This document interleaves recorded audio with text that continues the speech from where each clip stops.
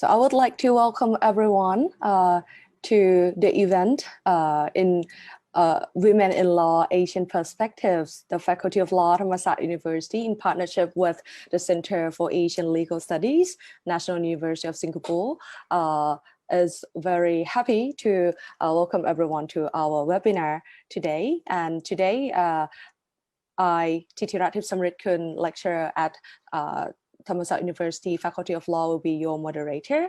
And I'm here with our three guests today. So please allow me to introduce our three guests before we hear from their experience and opinions on issue of women. Okay, first of all, we are our first case is Professor Mindy Chen-Wishart, who is a professor of law of contract at Oxford University. And Professor Mindy is the first Asian-born dean of the Faculty of Law.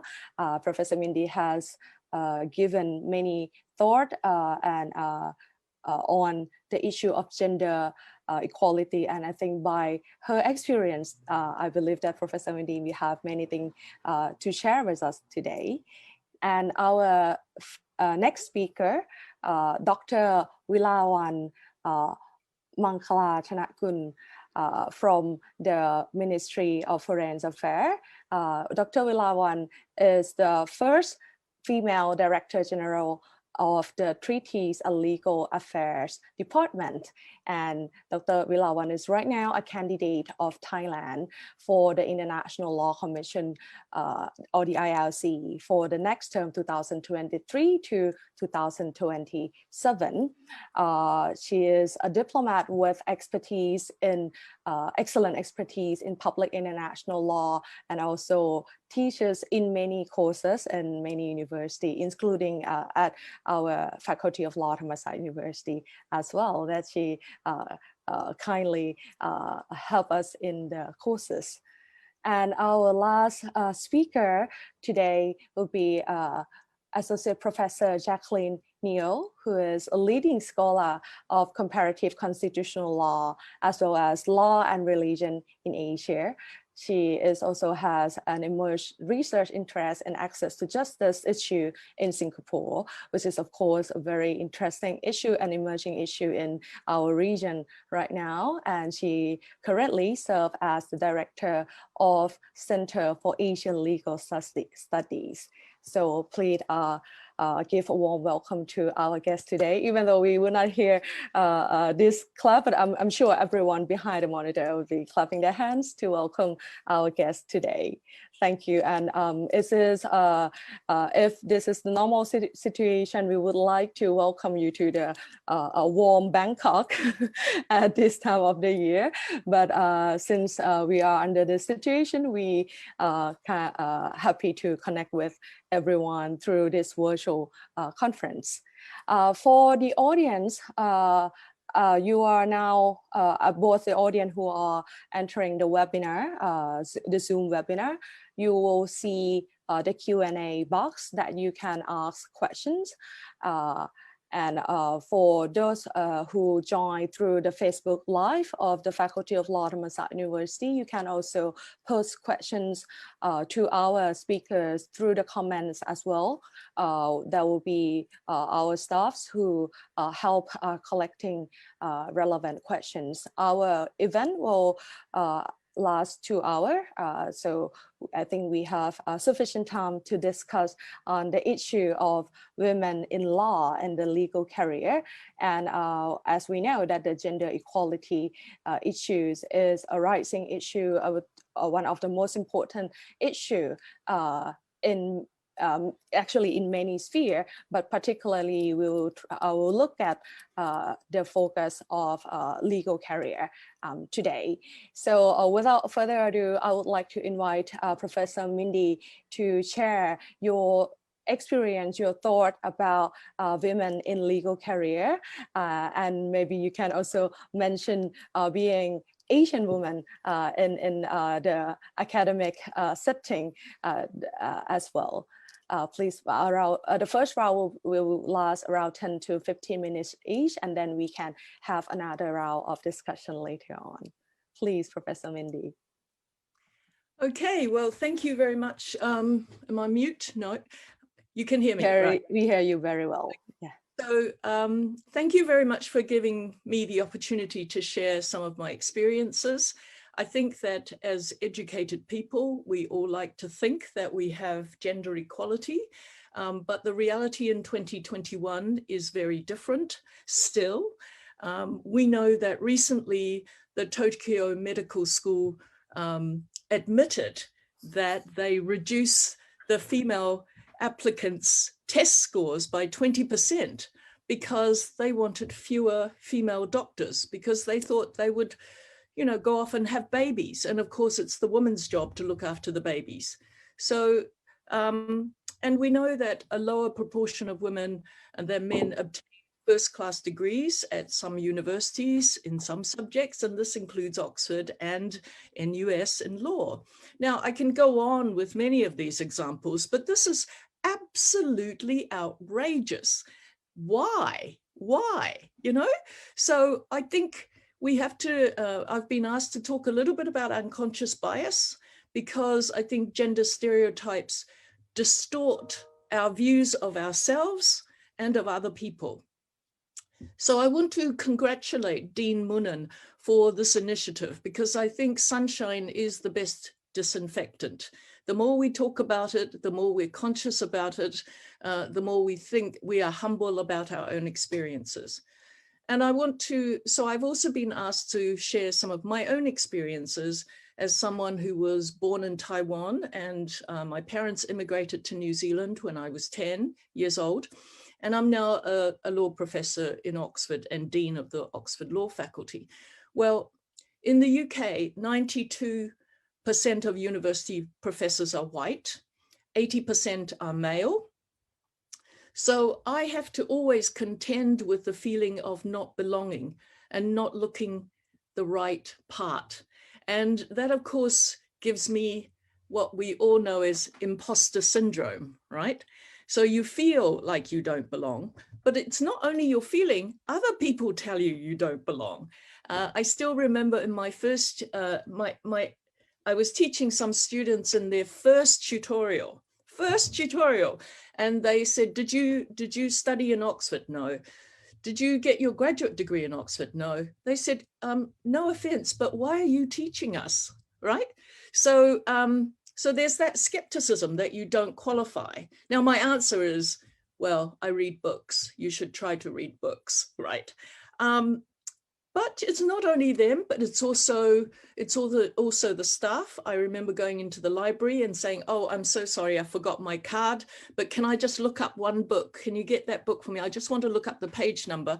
I'm part of the faculty. And the librarian said, you don't look like faculty, right?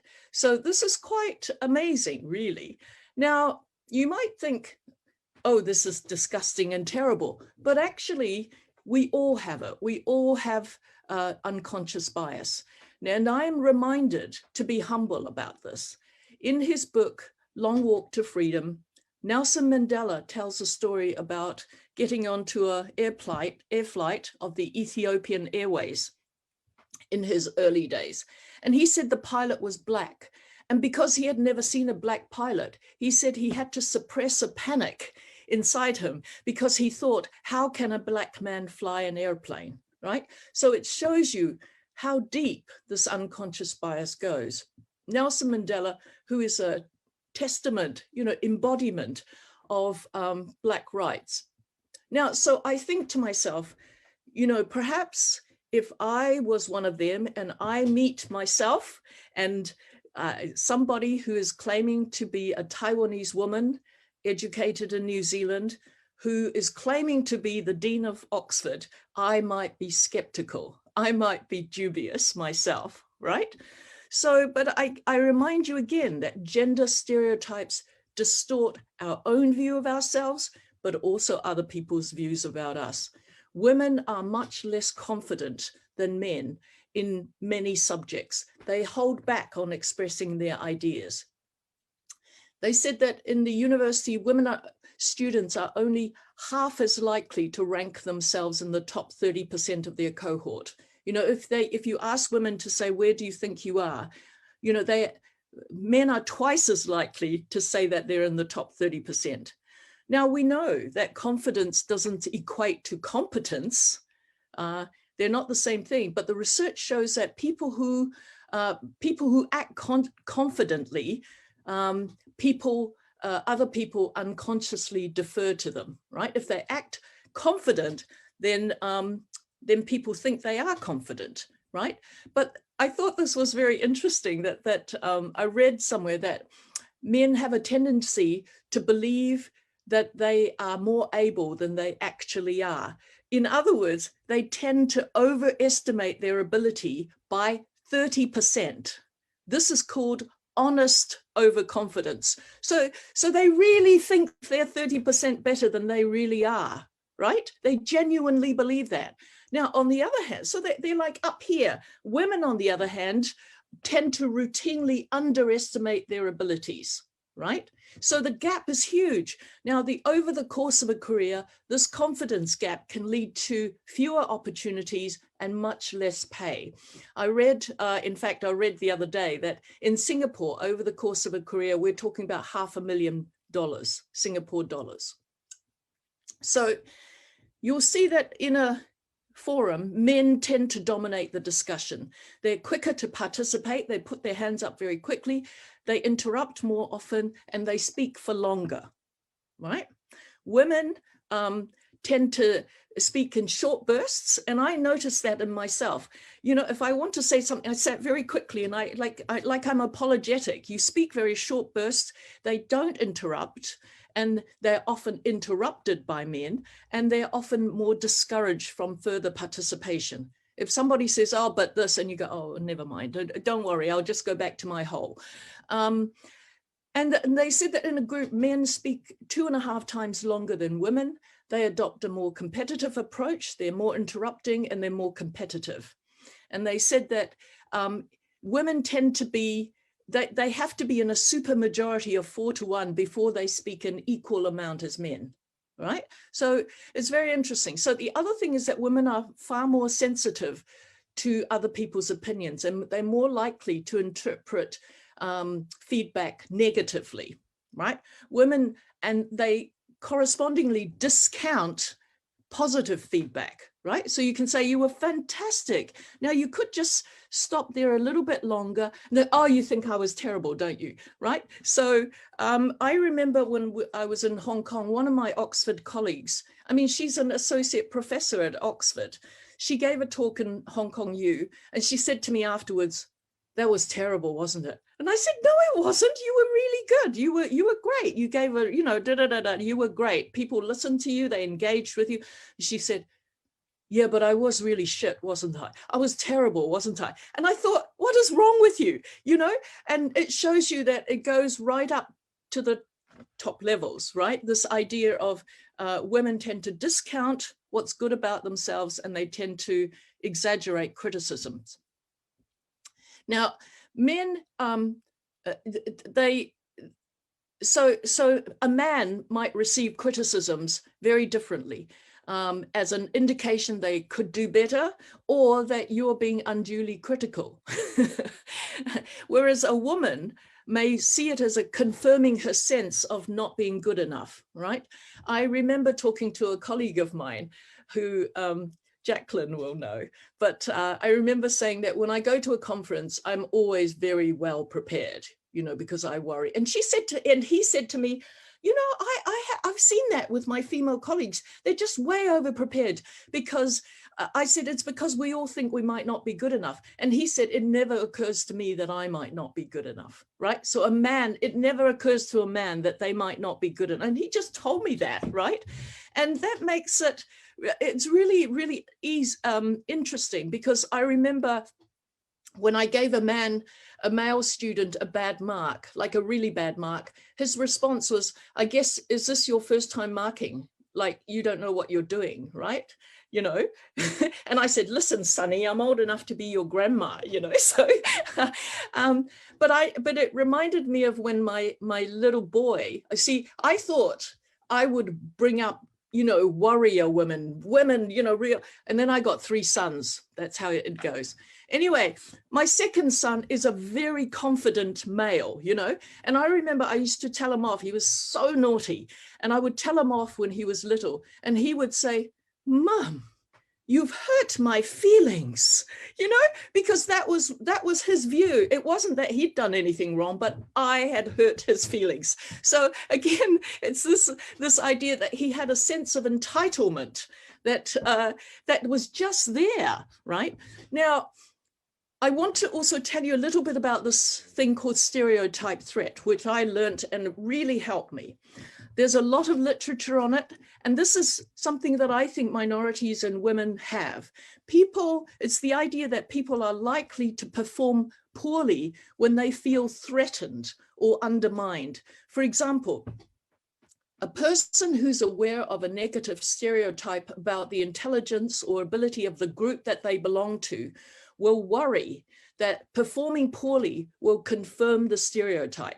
Right? So I always know when I'm performing that I will often be the only woman, and I will certainly be the only Chinese looking woman, you know, on the stage. And so I always worry that I have a credibility gap. They will think, why is she there? Who is that? You know, why is she even talking? Right? And they found this in the literature on scientific studies to do with African Americans, women, old people, because they're worried about impaired memory, and students of lower socioeconomic class. Stereotype threat produces a physiological response. So it's a physical response. A person doesn't have to believe in the stereotype to be affected by it. What does it do? It reduces your self-esteem and your self-concept. It arouses stress, right? And which lowers your performance expectancy. It gives you negative thinking and intrusive thoughts. I'm not clever enough. Oh, they've seen through me. Oh, I'm really terrible. I need to work longer. I need to learn more. It gives you dejection, disidentification. So what it does is it triggers a self-protective defense to try and suppress the feelings of inadequacy. But this actually consumes your resources up here. It interferes with your working memory, it creates cognitive interference, and it impairs your performance. So it's like multitasking. There's a bit of your brain trying to manage the stress that you have. So if you have multiple and separate threats, you have an additive effect. Right? So, I mean, I'm often told people like you, and I think people like me? People like me? Do you mean women? Do you mean middle class? Do you mean Chinese? What do you mean? You know? I remember this actually made sense of something. I am a professor of contract law. I know a lot about contract law, but I remember as a young academic, this Oxford academic, I was in New Zealand at the time, and an Oxford academic came to visit us, and he was obviously told, this is a clever woman, you should meet her, you know. And so he gave me the Oxford interrogation, which is very attacking, very confrontational. And I just thought, oh, he thinks I'm terrible. He thinks I'm terrible. And in the end, he said, now, Mindy, why are contracts binding? And I said, I don't know. I just don't know. So you become stupid, right? You become stupid because they expect you to be stupid. And in the end, you just think, I don't know anything. Just shoot me, you know? I don't know if you've ever had that experience. Now, a study found that the adverse effects of stereotype threat for women increases depending on the number of men in the room. Right? So the more the men in the room, the more it affects women, which is amazing. Now, one experiment they did, which I thought was very telling, was that they got high caste and low caste Indian boys to solve some mazes, to solve some problems. And they said that when they didn't know which caste everybody belonged to, all the boys did about the same. But in another group where they identify which caste you belong to, the boys in the lower caste perform 23% worse. And that's only because they know that who you are, right? So you are having reflected back to you their perception of you, right? Now, so obviously stereotype threat is a very deep thing. It arises from unconscious bias, social constructions that contribute to the maintenance of social hierarchies. And this is absorbed by children before they even get to school. You know, so parents, school, media, they play a huge role in reinforcing these stereotypes. And I'm reminded of when my son was 5, or, you know, all of you parents will identify with this. We were going to go out and I said, James, go to the toilet. I don't need to go to the toilet. I said, go to the toilet.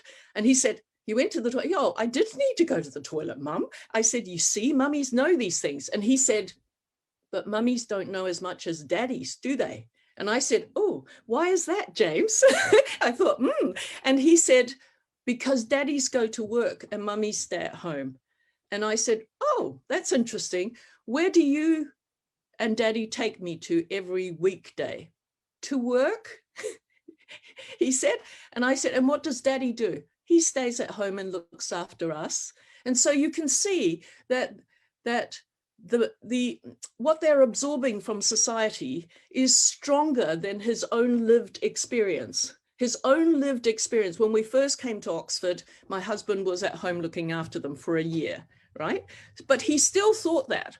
And of course, we all internalize Snow White, Sleeping Beauty, Rapunzel, Cinderella. I mean, for goodness sake, all these very passive women, you know, Snow White, you know, gets driven out. And what does she do? She gets rescued by 7 dwarves and she keeps house for them, you know, come on, and waits for someone to kiss her. So, and I remember my son was a fan of Ninja Mutant Turtles. And so I was being a good mother and I sat and watched with him. And of course, April, you know, gets kidnapped. And I said, oh no, James, that's terrible. She's been kidnapped. And James, who's 4 years old, goes, don't worry, Mum, a man will come and save her. And I thought, and of course, a man came to save her. So, of course, you know, it's quite difficult to bring up feminist boys because they say to me, "Oh, Mum, we're sick to death of you going on about feminism and women can do everything." It is a very difficult situation. Now, all of this, of course, is exacerbated, made much worse by Asian stereotypes that women are subservient and they're meek, that they are not ambitious, that then, you know, that women are the caregivers. And what I found is that it actually means that if you push back against these stereotypes, people respond quite badly, right? So they can get really angry with you if you push back, right? Because I mean, I remember when I was out at a dinner, one of my male colleagues said, well, who's looking after your children? And I said, their father. And he said, oh, you've got their father babysitting him. Well, he must be a, you know, beacon of virtue, you know. And I said, he's not a babysitter, he's their father. And then, of course, the guy got really angry with me, right? They find, you know, I find in general, even as dean, that I think students and colleagues find it harder to take a no from me. They're more likely to challenge. When I was asked to be dean, someone rang me up and said, you know, we think you'll be really good. You know, we think you can do it. Come on, Mindy, we think you can do it. Would you be prepared to do it? And I said, hold on. I said, it never occurred to me that I couldn't do it. I know that sounds arrogant, but it didn't occur to me that I couldn't do it. But my question is, does the rest of the faculty think I can do it, right? Would they accept leadership from an Asian female? I mean, and he couldn't answer that question. So I think I'll leave it at that. And I'm very happy to answer any questions. I can talk for a long time, but I'll stop now. Thank you. Thank you very much, Professor Mindy, for sharing your experience and also like the thoughts on this as well.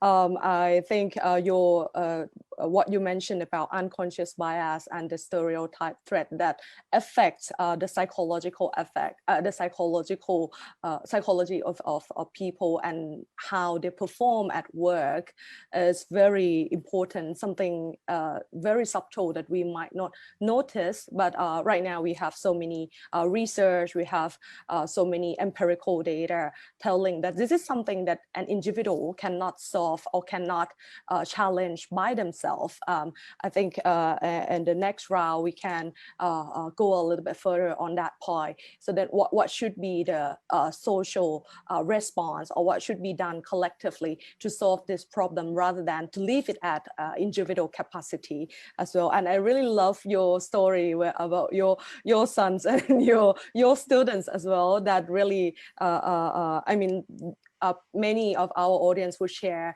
the similar feelings and understanding on that point. And I think the comparison between Asian and Western understanding of gender would be also interesting as well. So I have so many questions kept for you for the next round. But right now, I think I would like to turn to Dr. Vilawan, our next speaker from the Thai Ministry of Foreign Affairs.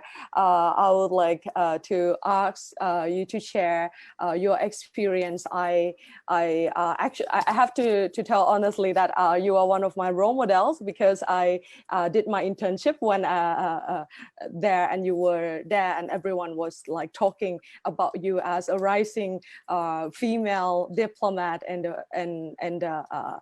ministry. Sorry to share my personal experience that as well, but I believe that it was not an easy path that you had to walk through. So could you please share with us your experience and also your view on gender equality, and also how women is treated, or how women can perform in the career of diplomat?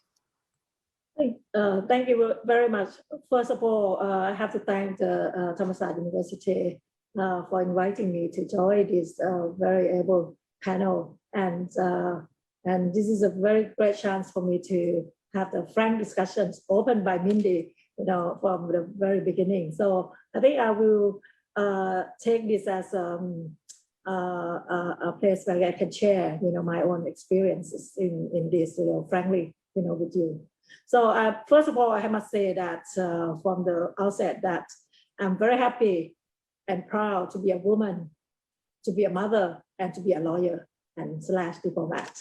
So I think that's one thing. I think Mindy has already mentioned that women have to be confident. I think fear and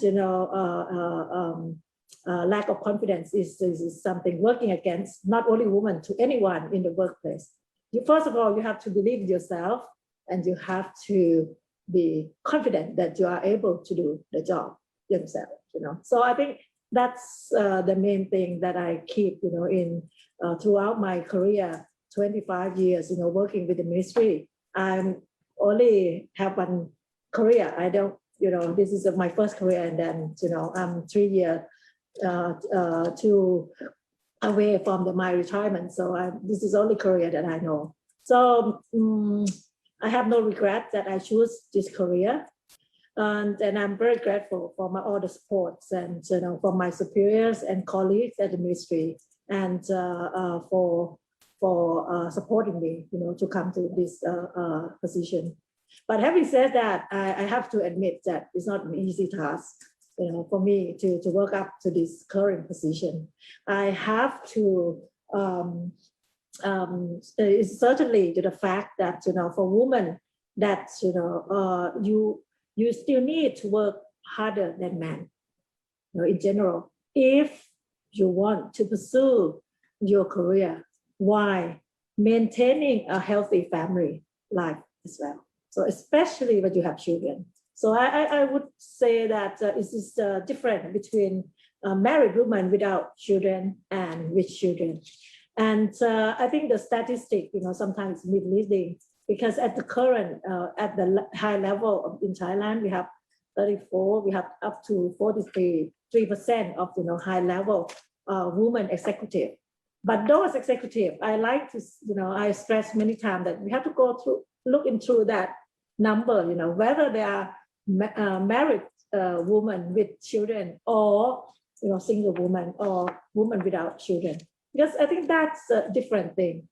Because for me, raising a child is a job, is a career itself. Mindy will definitely know that. So when you are working with that, that's one career, and at the same time you have to work, at the ministry, in the university. That's another career. So you have two works. Why male in general have one job, one work. So that's definitely in terms of to do well in both careers. So I think we are very ambitious in achieving those two. But I think women have to exercise its strength and what they have. I'm during my 25, I have experience and I have tried so many expertise and so many tactics. I would say tactic, strategy, and some of the ways for me to perform very well according to the rule of the game. But at the same time, being able to keep what I personally want, to have a very happy family, and also to be able to spend time with my kids, and to be able to raise my kids. It's not that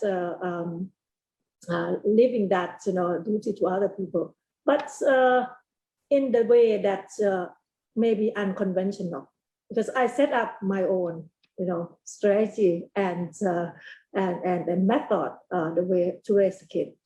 Of course, that's very difficult because you have to work that against general opinion of other people, especially in the family of Asian family.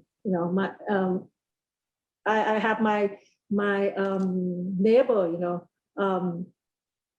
saying that they feel pity for my youngest daughter, because I have to leave her, and then she was crying every time I leave her for a long trip. So it's part of that, and I won't be able to pick up my kid after school, and my kid says why I want you to come to pick up, and I said I cannot, because at the ministry we work longer hours. So and I don't want to confuse the bus rider, that today I pick you up, the other day I don't pick you up or something. So I said you have to live with this, and so I was open, the way how I raise my kids, and I have to be quite firm, in thinking that the way that I set my rules and in doing this is the right way, and it's worked for me.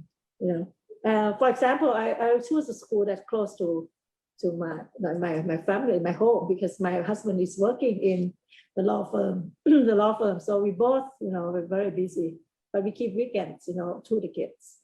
I take the kids everywhere that I go. So she was in the basket, I was carrying her everywhere, so everyone know that I have her attached with me all the time. So I think it's something that you have to believe in, and you have to be firm about it, and you have to work with your colleagues at your workplace. You have to get the understanding and support for your family. The lucky thing is that for the Asian family is that you have support from your extended family. So you have your grandma, and you have your relative, to have to take care of it. So I think, but as the law profession, I felt that there is room, and there is a very good profession to take, for example, to extend the role of the woman, because for a legal profession, you need to be diligent. You need to be very understanding of the society, of the other people, and also you have to work hard, and you have to be. So if you are able to do the job, and nobody can, refuse you to include you. I have learned that, when I first joined the ministry, at that time it was male dominant. I think I was the third generation, in terms of year of the female that they admitted to the department. We have the department for about 60 years, but we only have female, personnel in there. And at the very beginning, my superior was trying to avoid, to include me in because when I joined the ministry, I already married. I'm 31 years old and with a 4-year-old daughter already. So I was like a family, a mother, a family person already. So I had that, from the very beginning, and they know of that, and so they don't want to, involve me in some kind of work that require working after hours or weekends. But they look around and they say, okay, I don't want, you go, I'll call someone else. But at the end of the day, I'm competent for that. So they have to, I'm up to the task. I'm the one that's up to the task. So they have to work with me. And then we find a way that, I can work weekend by, not coming to the office. I use, this. And even today, you have all these, internet and everything. So you have to be innovative in choosing and finding ways, to help you to do it. And of course, all this is not, come from all this male superior or whoever. It sort of have to come from me that I negotiate with them. So that's why I think because I'm a female and working in this, very pressing environment as a lawyer and diplomat in the Ministry of Foreign Affairs, which has a very limited, number of personnel. We are lack of personnel, and we're responsible for so many things. And so I think I have learned, adopt skill, of to think, to plan and manage, and also adjust.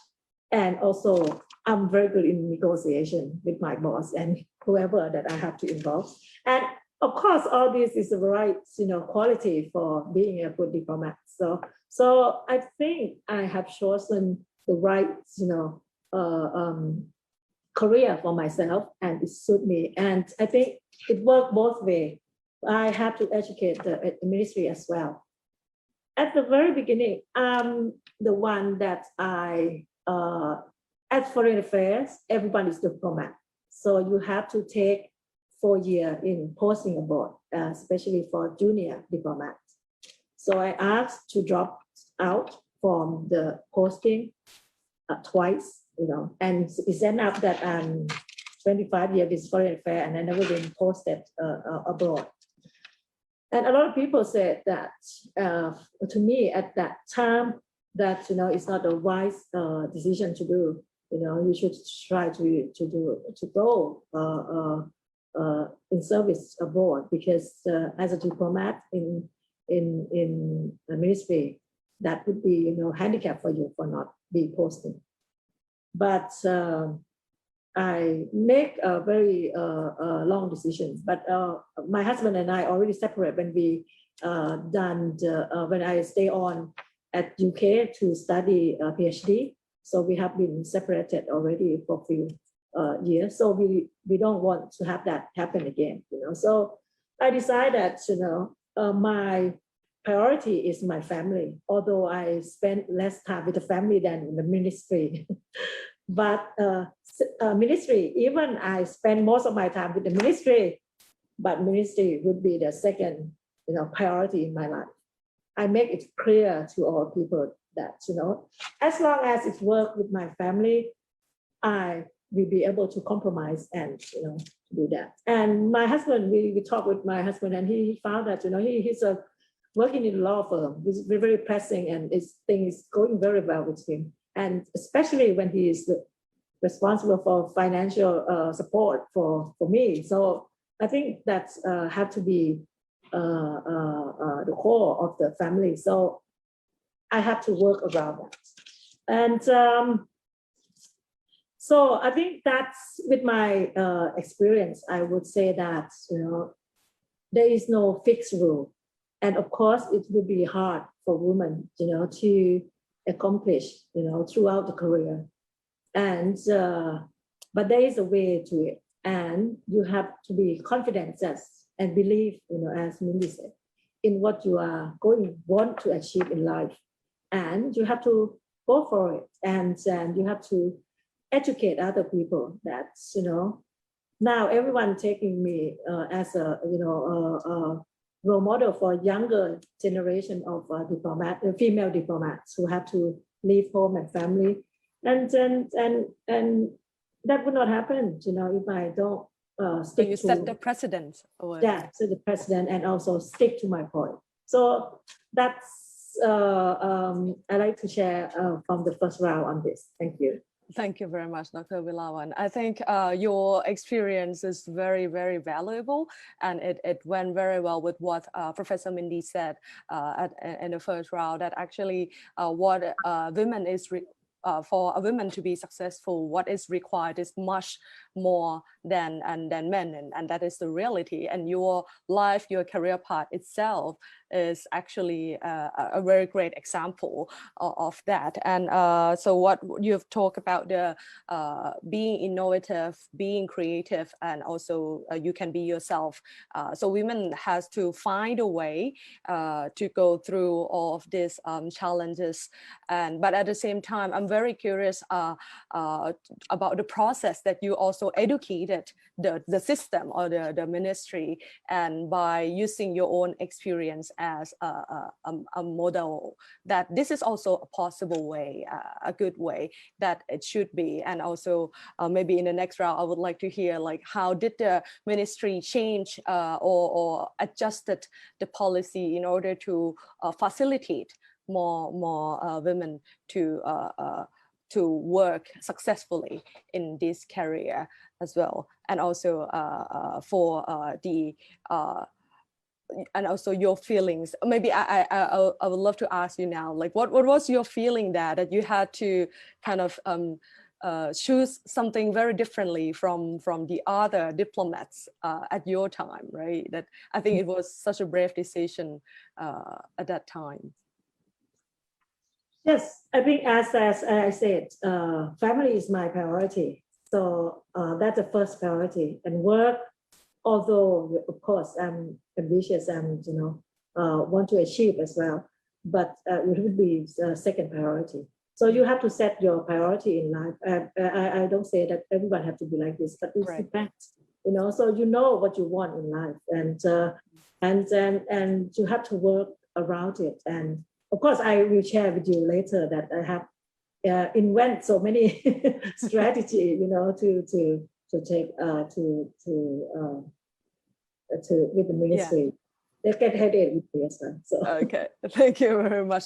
Yeah, I think so. Like we have seen the change that will accept or recognize more diversified form of families, or even lifestyle, or even career path. And I think I believe that the better system is a system that allow each individual to be different. Okay, I would like to turn to our next speaker, Professor Jaclyn. I believe that you have many things to share as well. And maybe also, I'm very curious from the perspective of a scholar who is expert in law and religion. Is there any point about religious belief or the religious influence on working culture or the society that we should be aware of, especially in the Asian context, if you have those perspective to share as well? Please, Professor Jaclyn. Thank you, Thitirat, and thank you to Dean Moonen and Thammasat for organizing this event and for collaborating with the Center for Asian Legal Studies. My comments really would come primarily from my experience as a female academic, but also drawing from generally my experience as a dispute resolution lawyer for 4 years. I will try to answer a little bit about the religious question, but to be very frank, in my view, much of what we see in terms of gender stereotypes comes not necessarily from religion, but from the culture that we live in. And I will touch a little bit on this. So let me start with a little story on how about my sort of family background, if you don't mind. One of my abiding sort of memory growing up was when I was 15, my family took a trip to the UK. It was actually my first time on a plane. I know it's quite shocking considering today how easy it is to travel by plane, although with COVID-19 that is not the case today, but in general. Anyway, I recall that during this trip, we took a detour to a nuclear power station in Lancashire, England. And it was this visit that actually inspired my sister, who is actually my hero in so many ways. She's my younger sister, but she really is the more exciting one. After this visit, she aspired to be a nuclear engineer. And so she went on to study nuclear engineering at Berkeley and graduated one of a handful of women from her class. And I, on the other hand, had to become the more boring sister, and I decided to study law. Now, why am I telling this story? I think a lot of our imaginary about who we can be comes obviously from our families. At the same time, as Mindy said, it is also very much shaped by the society and the culture in which we live in. But the family influence is really crucial. What we have managed to achieve, my sister and I, is partly because our parents had a very progressive way of thinking about gender. They never thought of us as less capable than our brothers. If anything, we were often praised for being way more diligent and organized.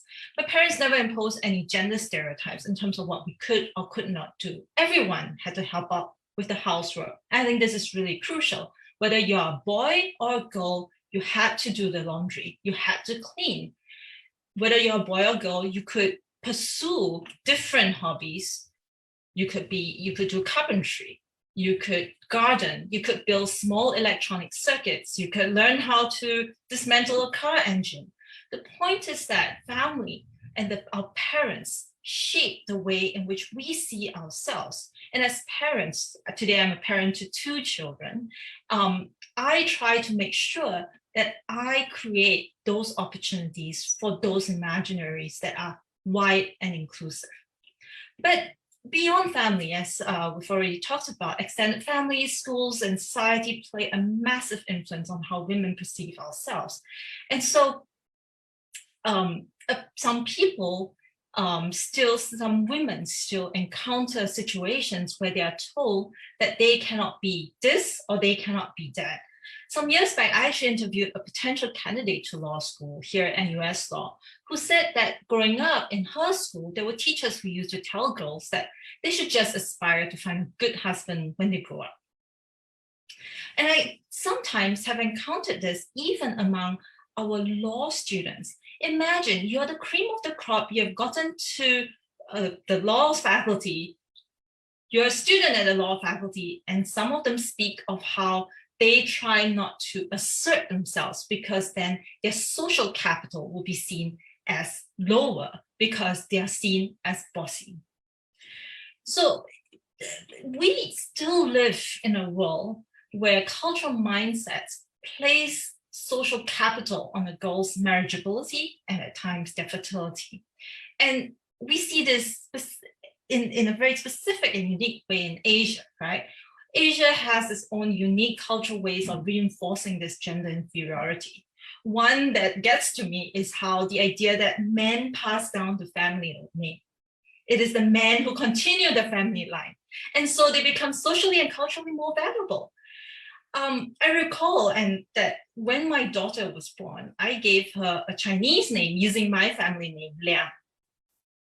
All right, I'm a female, right? And a former classmate's husband, about my age, asked, but how can you do that? Shouldn't your children take your husband's family name? And I looked at him incredulous because my friend's husband clearly knows that my husband does not have a Chinese family name because he's not Chinese. So why should we make up a Chinese version of his family name just so we can follow a patriarchal practice? It simply makes no sense. But this is how some people think. And so there's some persistent messaging that we continually face in society. These messages about gender inferiority and differentiation greatly influence our life choices. It shapes what we think we can or we cannot do. Now, in Singapore, there are government surveys showing, for instance, that gender biases remain in subject choices, right? So subjects like biology are seen as more suited for girls, design and technology more for boys, and so on. And so women remain concentrated in certain fields, making up, for instance, a majority in the health sciences, about 75%, but only about a third in the information technology cohort, from 35%. Now, as we move towards a sort of AI dominated world, this can have significant influence on how technology perceives women as well. Now, in law, we don't see the gender disparity in such stark terms, although in some years we have seen sort of a 45-55% breakdown in terms of admission to NUS law, with slightly more men being admitted than women, right? In some ways, access is not typically seen as a major issue in legal education, partly because law is here seen as a humanities subject. But in some ways, we have to ask ourselves whether cultural biases are still pervading our classrooms and whether our pedagogy and assessment modes are gender biased. Okay, unconscious, but perhaps gender biased. So studies in other jurisdictions, for instance, show that there is a gender disparity in legal pedagogy. In the United States, for instance, scholars argue that the Socratic and adversarial teaching styles, which is common in large law school classes, tend to disadvantage women. Research shows that women participate less frequently in a competitive environment, right? Where you have to raise your hands and like fight to be heard. And this can have a negative impact on their grades. So we see this, and the research show this happening in top universities. Women who get to places like Yale, Harvard, Stanford, and so on, still find themselves sometimes hampered by this need to compete to be heard, okay? So there are ways in which this can be addressed, and this requires a self-reflection. So for instance, there is research saying that reducing class sizes can eliminate or even reverse the gender gap in professional schools. Another way to think about it is to think of structured versus unstructured class participation. Structured class participation means where women are given presentation slots. So you are graded on the presentations that you make rather than this free-for-all competition to be heard. Because in those circumstances, women tend to do well, perhaps even better because they can prepare for it, and they can also, they also don't feel that they need permission to speak. Now, there is much less of research in terms of the existence of a gender gap in legal education in Asia, but it would be a very worthy endeavor. So at the moment, my colleague Kampu and I are actually studying why only about a quarter of women graduate from NUS law with first-class honors. We want to examine the impact of class participation grades on their scores, because women enter at almost equal the almost equal admission level as men. Their admission scores are about the same, but the output is different. So what is happening in between? This is something we want to look at. So, you know, this has the knock-on effects, right? Because how you do in law school would have an impact on your career prospects. For instance, in Singapore, obtaining a first-class honors opens the door to certain career options, most notably a prestigious stint as a judicial law clerk. It also gives you an advantage if you want to join the faculty, join academia as a lecturer, or to apply for one of our prestigious early career fellowships, right? So the disparity in graduation honors means that there is a gender disparity in our pipeline straight off the bat.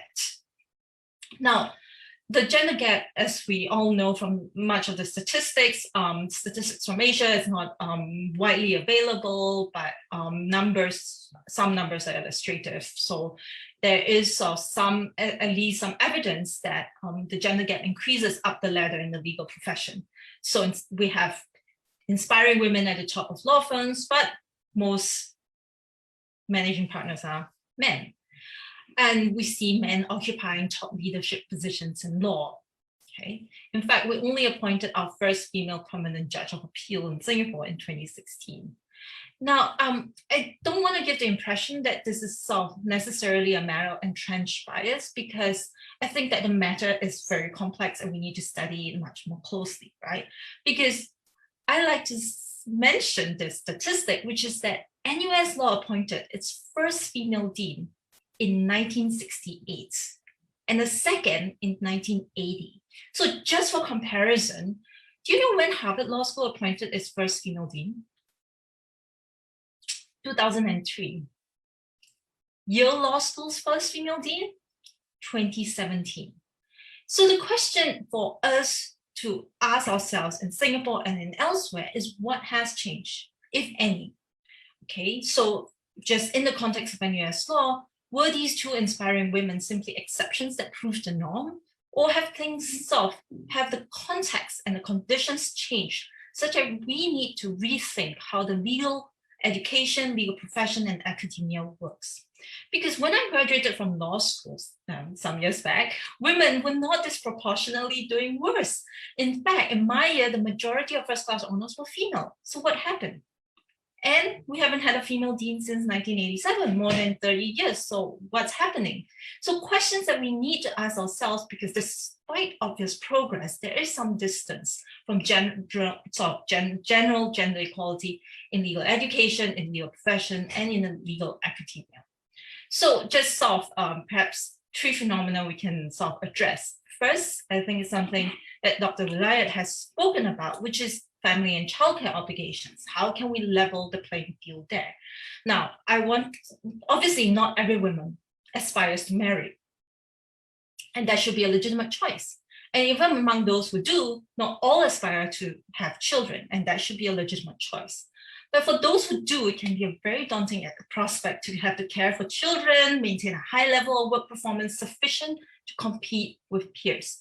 So we talk a lot about family-friendly policies at work, right? So for instance, at NUS, we recently implemented 2 changes that would help female academics better manage their career. So the first is that there's now no cap on the number of extensions you can get on your tenure clock for childbirth, okay? This was previously capped at 2 years. So now you can have an extension of up to 1 year for each child, no cap. The second is teaching relief for childbirth, right? So imagine in the past, you will return from your maternity leave and then you just jump straight back to teaching, okay? So now our new policy, remember this is 2021, our new policy gives new parents teaching relief for 1 semester so that you can ease back into teaching. Okay, so we need to find ways to allow women to be able to manage their family and yet allow them the option and welcome them to progressively come back to work at an optimal level of performance.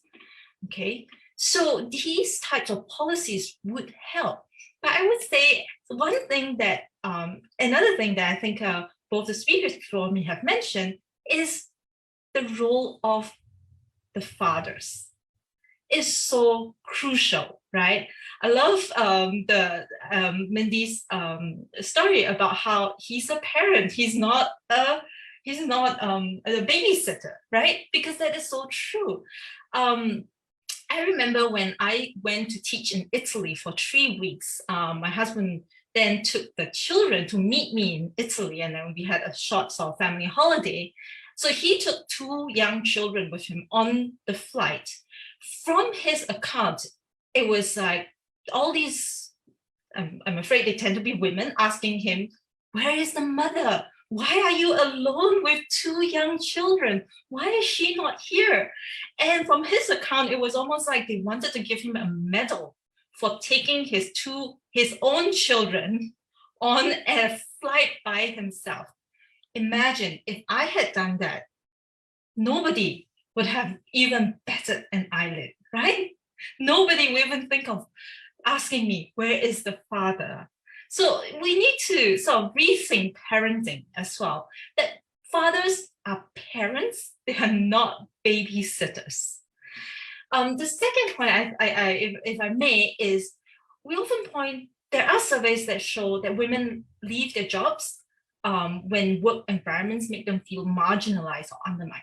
Okay, sometimes this can take the form of sexual harassment or bullying, but other times it can be more subtle. Okay, so let me point to two phenomena I've experienced, which I think we can fix quite, hopefully somewhat more easily. Mansplaining and manners. First, mansplaining. This is known as the phenomenon of a man interrupting or speaking over a woman to explain something that she already knows or maybe an expert in, okay, on the assumption that he must know more than she does. So I think I have to use this picture to illustrate this. So I'm going to share screen very quickly. Yes, please do. Can you see this? Yes, yes. Let me interrupt your expertise with my confidence. Okay, mansplaining. All right, let me just stop sharing now. So this, throughout my career, I've experienced so many instances of mansplaining. Okay, interestingly, more in academia than in legal practice. But I think that probably the pinnacle of my mansplain experience is when a male colleague, a very nice male colleague, okay, a very sort of friendly, bumbling colleague, proceeded to mansplain my PhD dissertation to me. Something I spent 4 years working on, and he doesn't even work in the same area. I thought, this is it. Now, I never engage with these mansplainers, right? I often just disengage and walk away. But I think it is crucial if it's professional group setting where it would affect my professional standing, I have to stand my ground. So, you know, for instance, I once told a senior male colleague to stop interrupting me when I was answering questions on a presentation I had done, not a presentation he had done, right? A presentation I had done at a department meeting. And so I think this is also something that women can do for each other, and men, allies, can do for women, which is that if we see this happening, we can intervene politely but nicely. Or at times we see a woman make a point at meetings but it's ignored, and then a man makes the same point and it's applauded. If it's something I noticed, I regularly point out that the woman had made the same point earlier and reference her specifically in my response. Now, if you don't mind, I'm going to talk a little bit about manners because it really gets to me. This is 2021, okay? For those who are not familiar with the term, it refers to all male panels. Now, what is wrong with panels? There are some narrow range, there's a narrow range of topics, right, where panels are necessary. So for instance, personal experiences on men's health, okay? Or professional challenges faced by men in a particular area. You can have a panel. Just like today, we have an all-female panel focusing on challenges and experiences faced by women, right? Okay. But in so many other areas, there is no reason for a panel. Panels highlights the exclusion of women in our imaginary as subject matter experts, right? So if an organizer is asked why do you have a panel, they usually say, oh, you know, there are more men than women in the field, or no woman wanted to be on the panel despite being invited, and so on.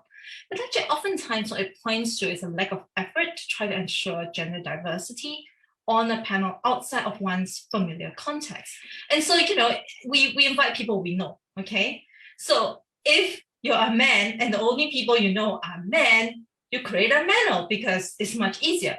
So it's not necessarily sort of, you know, it's not sinister sometimes, but it's a question of how much you try to ensure that, you know, diversity is ensured, that women are also included in the conversation. Okay, so lastly, I'm going to end on this point: empowerment. All right. some years back, obviously many of you know Sheryl Sandberg wrote this influential book called Lean In. So I love that book, right? Though it did cause a rift between those who argue that instead of asking women to do more, we should be challenging the system to change. Now, I take the position that both are complementary, not necessarily in conflict, because changing the system to make it more conducive for women to pursue family and career is only one part of the solution. We still need to empower women to take the leap of faith to overcome any self-imposed or socially imposed limitations, okay? In other words, we can work to open the doors, but we need to empower women to walk through these doors. So one phenomenon that Mindy already mentioned is the imposter syndrome, which disproportionately affects women. Now, this is defined by the psychologists as a psychological pattern that leads women or people to believe that they are undeserving of their achievements or of any praise or esteem that they receive. So they feel that they're not actually as intelligent or as competent as others may think, and there's only a matter of time that people will discover the truth about them. Oh, they must have made a mistake when they admitted me to law school. They must have made a mistake when they hired me as a lawyer or as a faculty member and so on, okay? So we tend to sort of attribute success to luck rather than ability. We're always living in fear and doubt that one day someone is gonna find out I'm a complete fraud. Now, of course, men also experience an imposter syndrome, okay? In some studies, imposter syndrome is linked to class as well. But there's actually also a very interesting cultural aspect, right? Because a 2020 global survey of office workers found that actually workers in Singapore, compared to Australia, France, Germany, Japan, New Zealand, and the United Kingdom, are more vulnerable to imposter syndrome. Okay? Nearly 3/4 of Singapore workers surveyed actually report experiencing imposter syndrome. Now, one cultural explanation might be, our tendency to be a bit more punitive towards ourselves in Asia, referencing Tiger Mother, right? Why do you get 98% and not 100% on your test? So that actually feeds into how we perceive ourselves as well. So if I don't get 100%, I'm not good enough.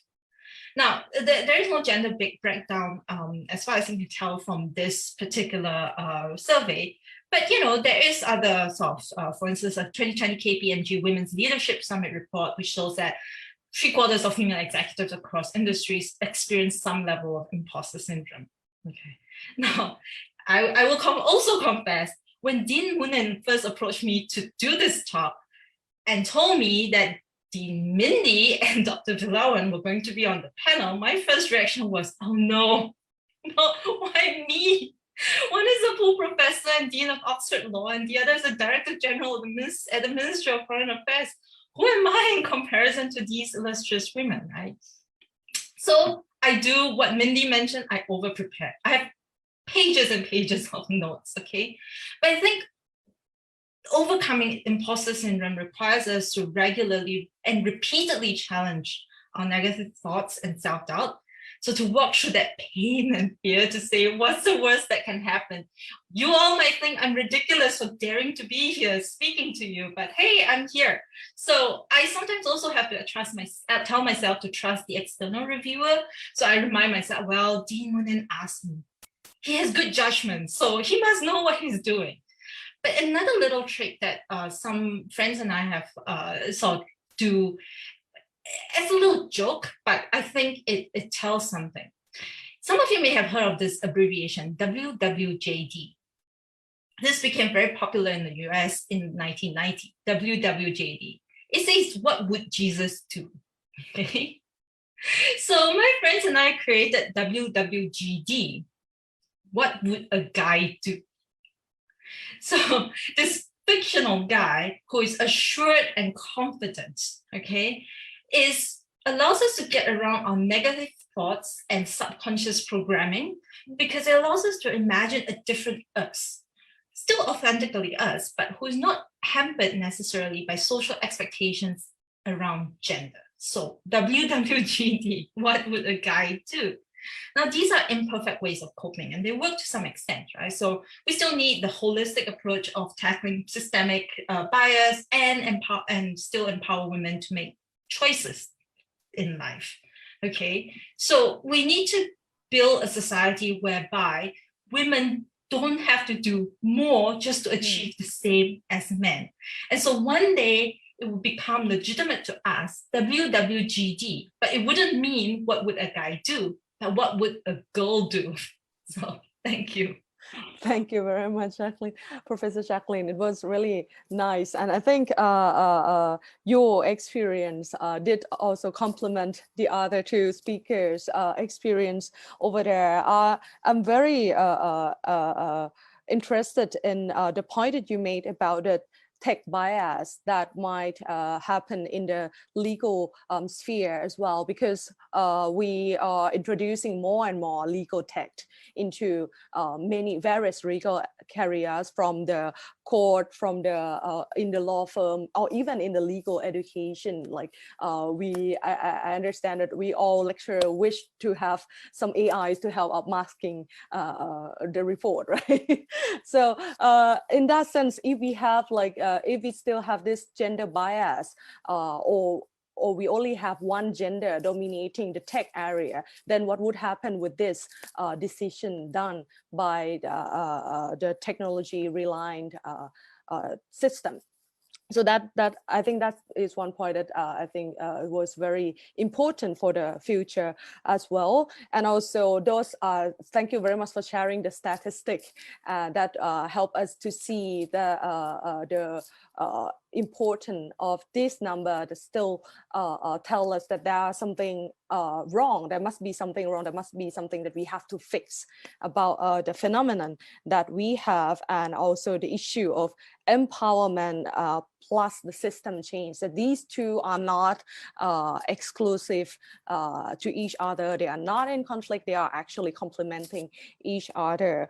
And since you mentioned a lot about the legal education, I was actually very curious. I was receiving many comments from students and in some courses or in some other situations as well. That, for example, in Thammasat, we have this kind of, we have a lot of feminists actually in Thammasat, and it is quite mainstream here.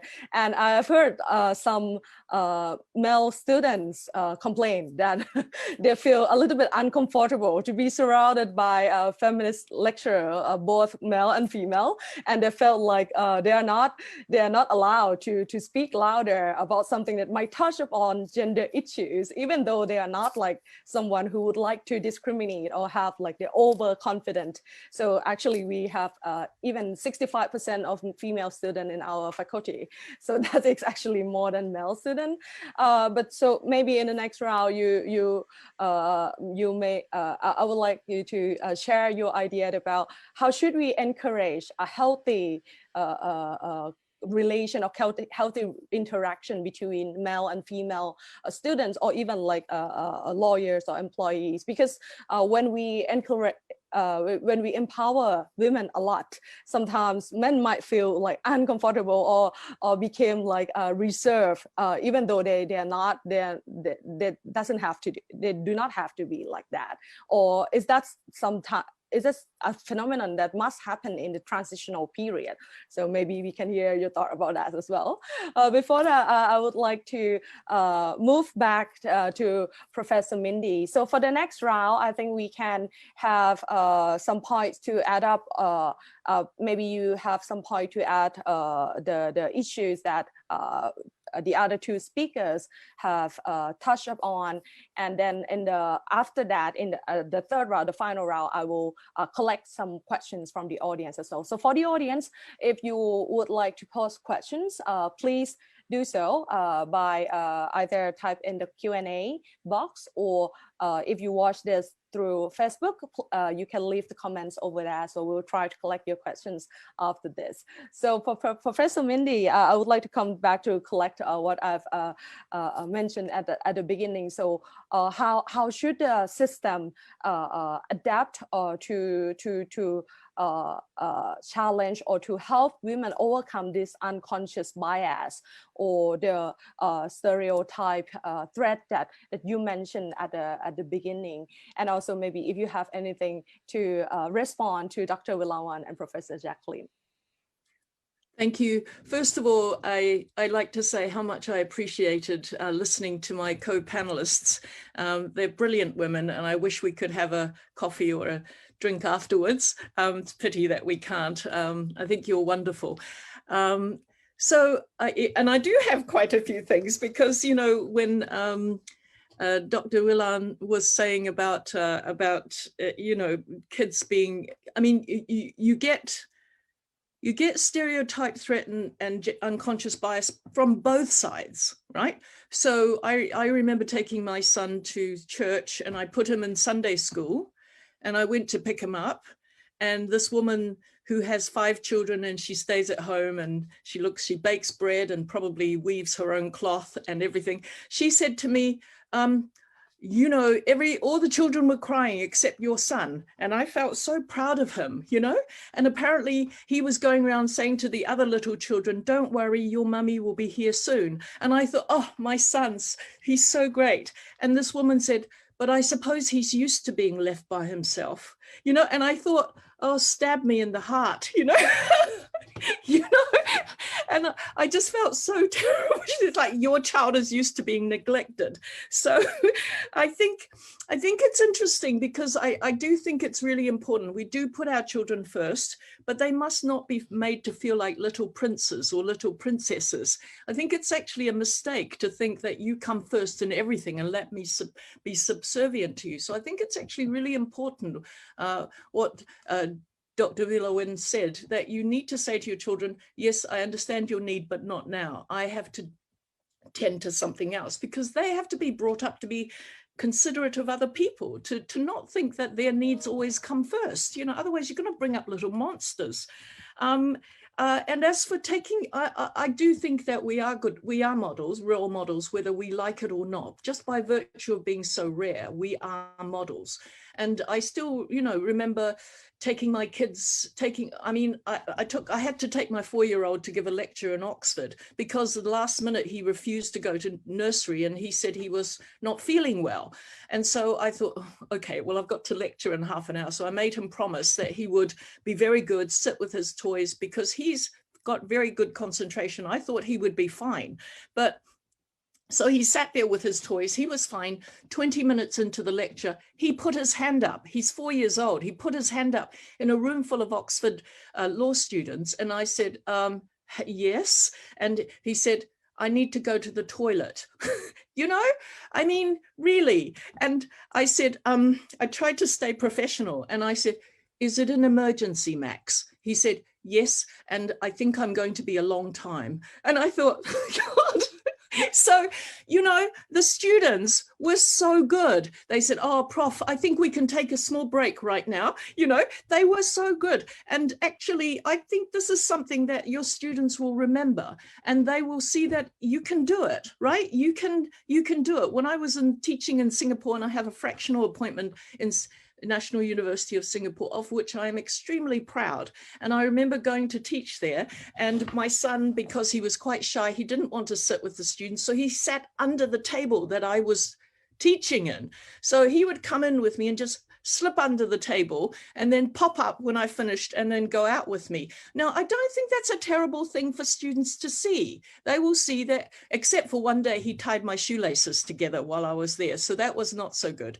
But, I think it's actually really very important. And as for careers that Jaclyn was talking about, it reminded me, Lady Gaga said, my career never woke up one day and said, I don't love you anymore, right? So, so actually your career is terribly important. And I went through because I was very, I really believed in the Christian woman being good and family and humbling yourself and all the rest. I wanted to quit my job. When my kids were little, I thought, I'm not a good enough mother. I want to quit my job and be a really good mother. And thank goodness a senior woman said to me, don't be ridiculous. Your children are actually not with you very long. And what are you going to do then? And you know what? I am really glad I just hung on in there.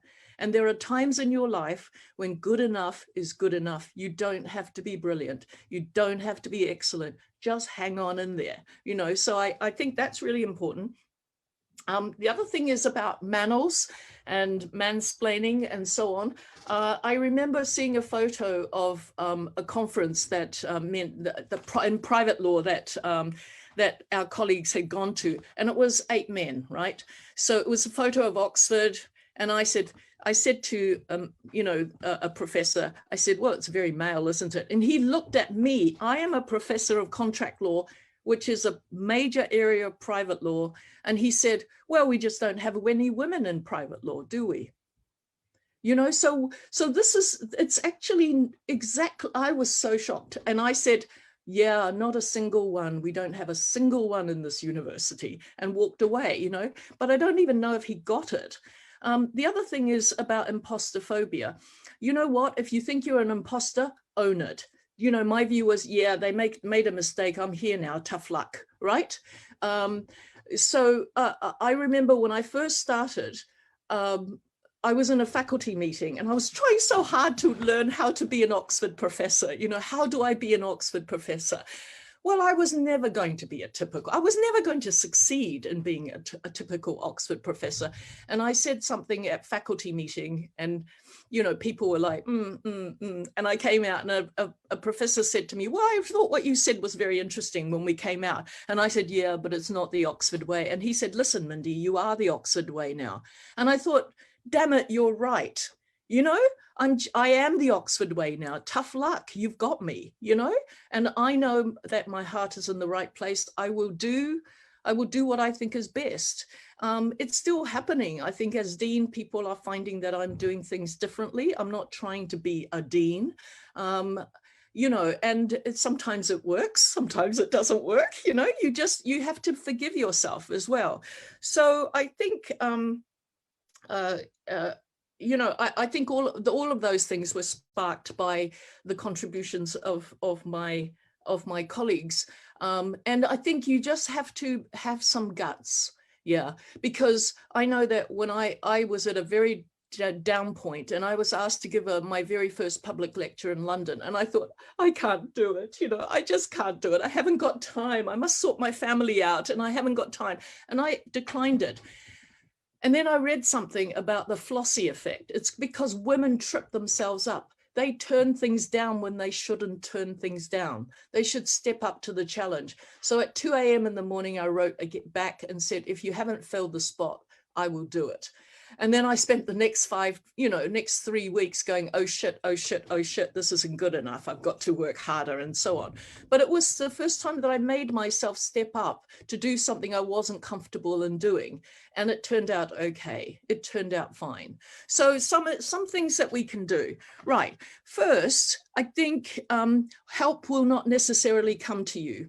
You've got to go out and look for it. Look for people to advise you, right? Take the initiative, actively seek out counter-stereotypical role models. It's shown to have a protective effect. It really does, right? So as Jaclyn said, you know, not what would a guy do? One might say, what would a mediocre guy do, right?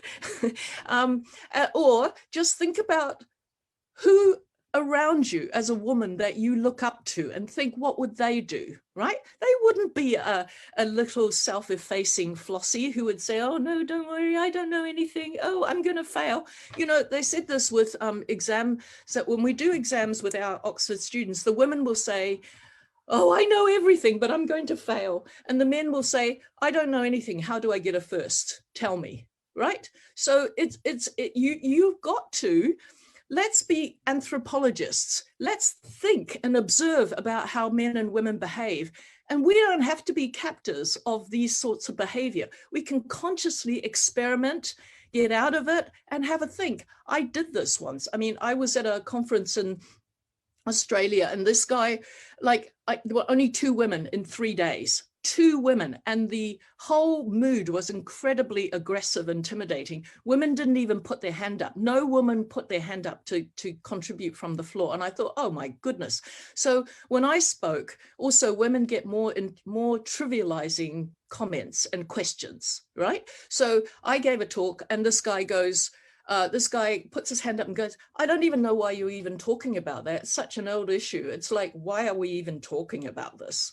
And your footnotes, they're like from the 1950s. And so I very kind of courteously responded. And then he went on doing what men do, which is to give a long speech in the guise of a question. It's not really a question. He just wants to give his own point of view. Anyway, I said to him, look, sorry, you have a very, like, I can't hear you properly, probably because of you. He's a very strong American accent from the South. And I said, could you just say that again? And he looked at me and he said, I said that. So he was basically as if I couldn't understand. And I said, excuse me. I said, I didn't hear you. I didn't say I was special needs. You know, I'm not handicapped, right?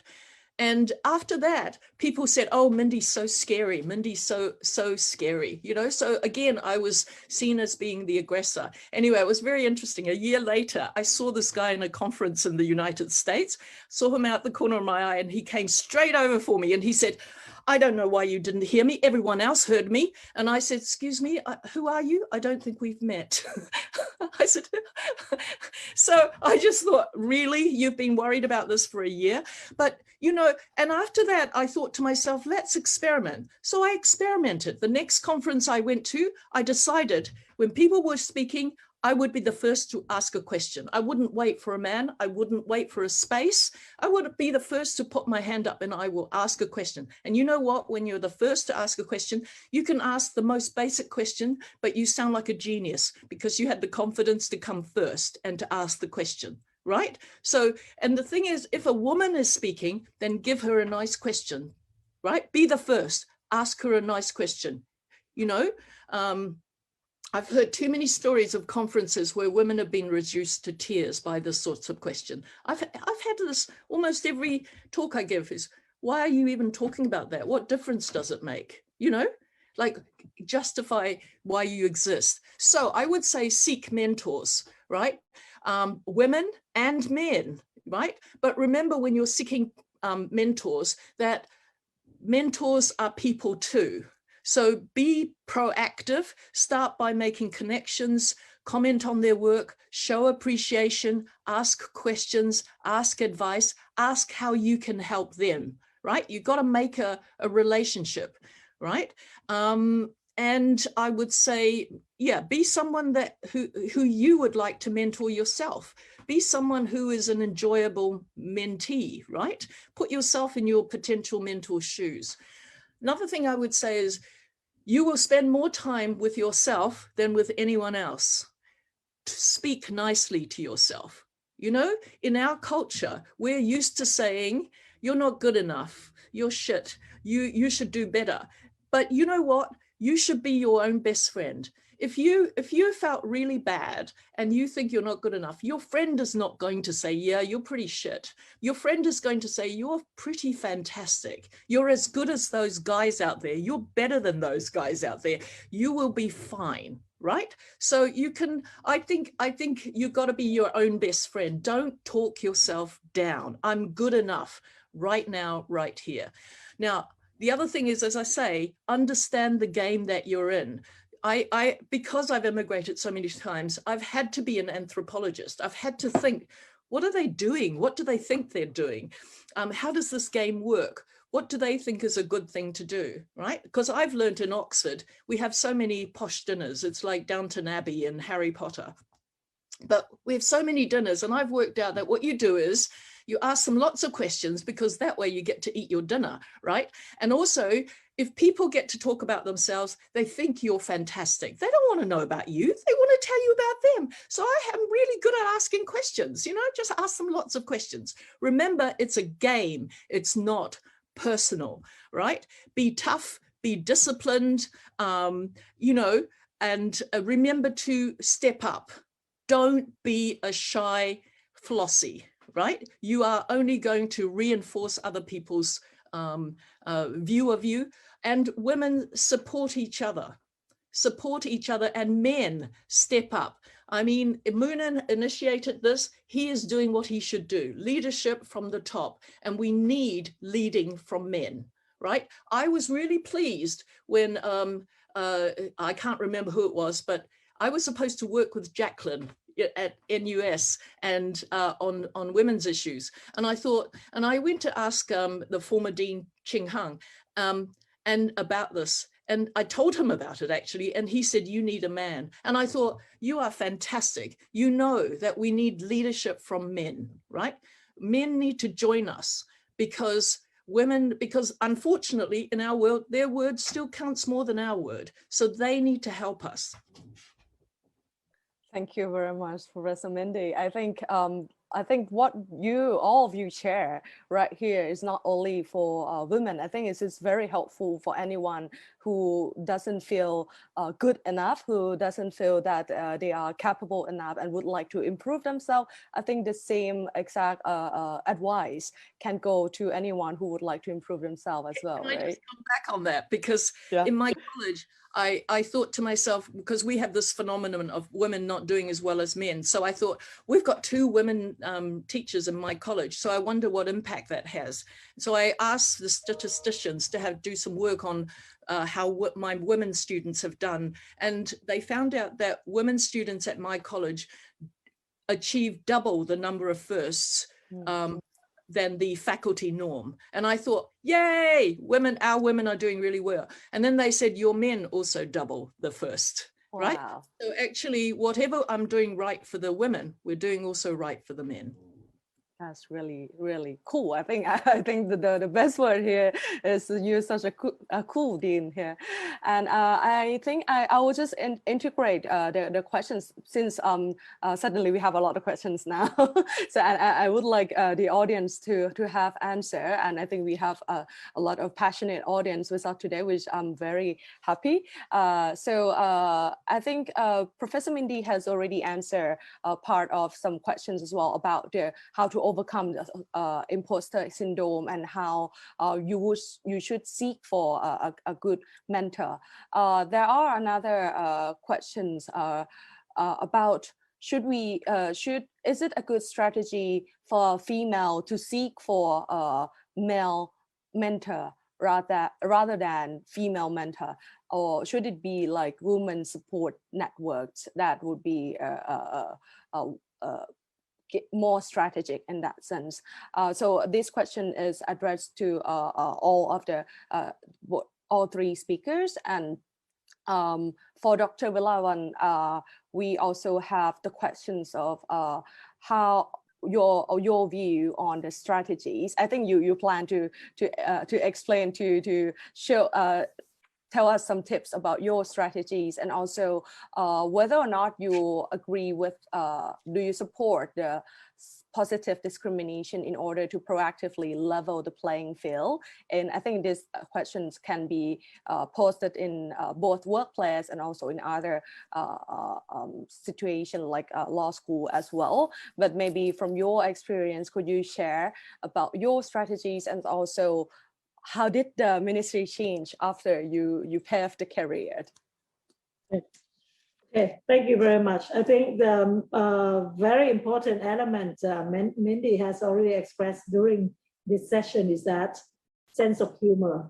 I think we have to think this as a positive question, and also you have to have a sense of humor, toward this, and sometimes we take this very serious. I mean, you can take it seriously in the principle, but to apply it, I don't think we need, I don't say that women working, we are handicapped and we need the help for that.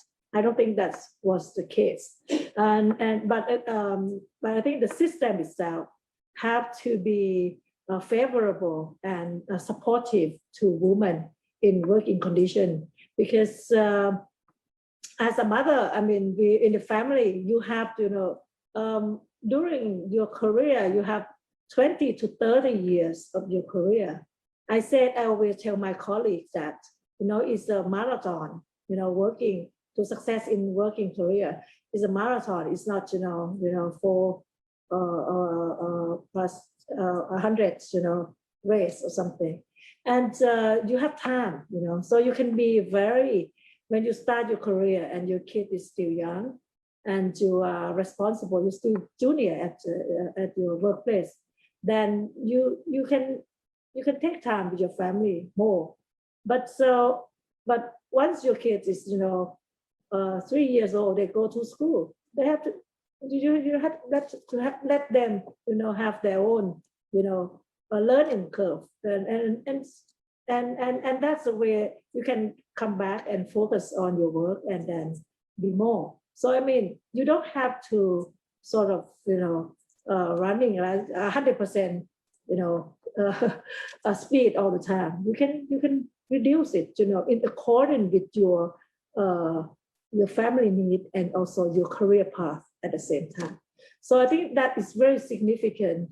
At the moment, the regulation and law for women, support women at the very beginning, for pregnancy, of course, you have a lot of leave and other. I think it's fine already. But in the mid-career, woman has been left, nobody looking at that anymore, because when you have 2 kids, 3 kids, teenager, and you have to face a lot, and your marriage is like the second phase of your marriage and something. So you probably have a lot of problems at hand. And at that moment, all these women, when they're climbing up to from head of the division, to a director or something, then there's too many at their hands. So they want this, achievement in work as well, and also, their work, their family life is probably in the midlife crisis or whatever, and so they have to choose. And I think at this point, there is no regulation, nothing at all to support women at this point. I was thinking like for in academic, they have sabbatical leave, but for me at the ministry, I was talking with the ministry that, even in normal cases, if you don't have, you're not a mother, but when you work at one place for 10 years, you should be allowed, to take time off for a year to do some research or to do something, because, routine work and everything keep you sort of limited, to your work. I think the ministry thing is a very good idea. And I think we have to introduce some of these measures that really facilitate women to stay in the workplace and understand the rhythm of this, career path, and you can play around with it, and then, and come back to it. And now, I'm a 3 year away from my retirement, but my daughter is already married and one is graduated, so I don't have anything to do, like Mindy, relative said. Then you still have 5 or 6 year career that you can catch up with all this now as well. So I think you have to take it,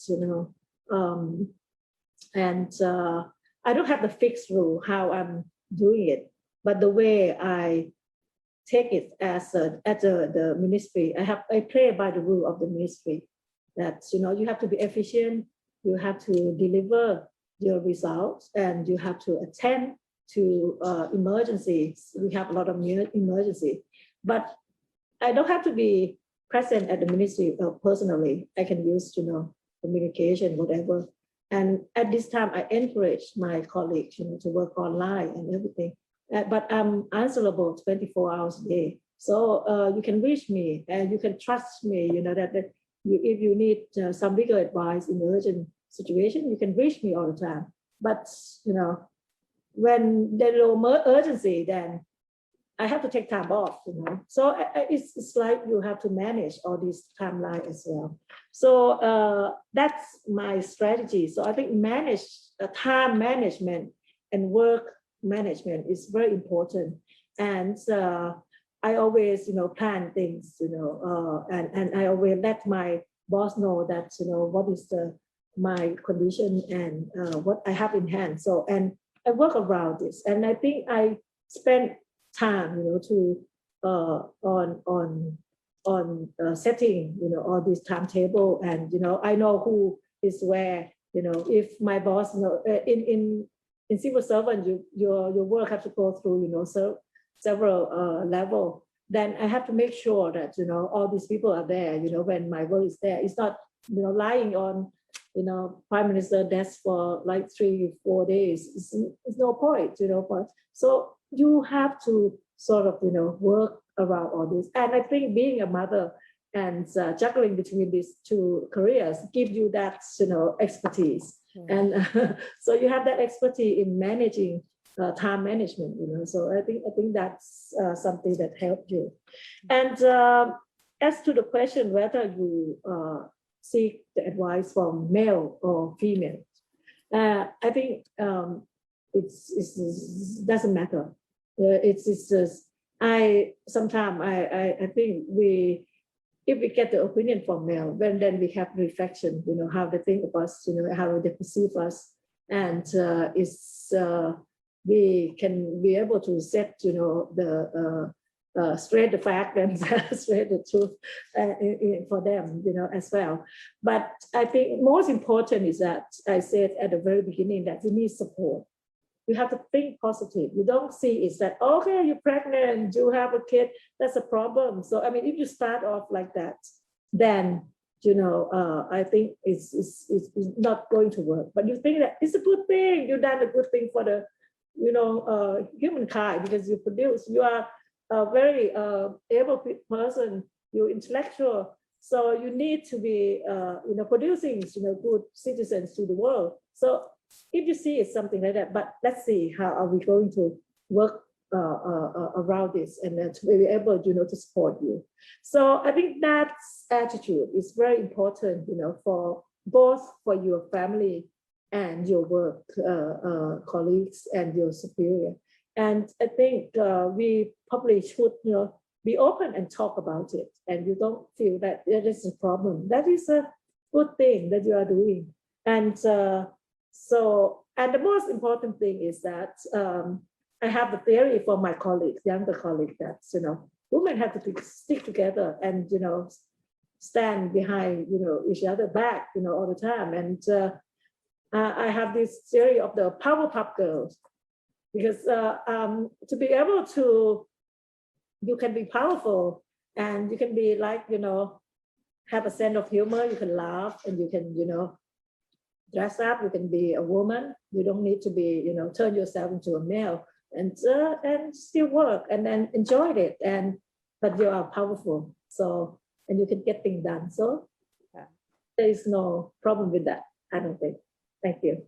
Very nice. I think the point to emphasize here is about being open. The strategy is like you being open about yourself, talk to and find the time to talk to people around you, to your boss, and then let them have time to plan ahead of what should we help each other to have different types of lives or career paths. Professor Mindy, I think you have something to add there, right? Yeah, no, I just wanted to come in very quickly and answer the question of Eugenie about male or female mentors. I actually think it's really important to have both. And it's not the gender that's important, it's who they are and whether they are supportive and whether you respect them and admire them, right? So I had two males in my faculty when I was a student and a young academic who were very supportive of me. But the first one told me that when I got pregnant at 26, he thought my career was over, right? He thought, so I wouldn't have gone, if I'd gone to him for advice, that would have been very different. I didn't bother going for advice as to whether I should get, I didn't think it was any of his business. And another guy who really I respect a lot, but when I said that I was not going to take sabbatical leave because my son was 6 weeks old and I couldn't see us moving overseas, doing all of this when he was 6 weeks old, and he said, sorry.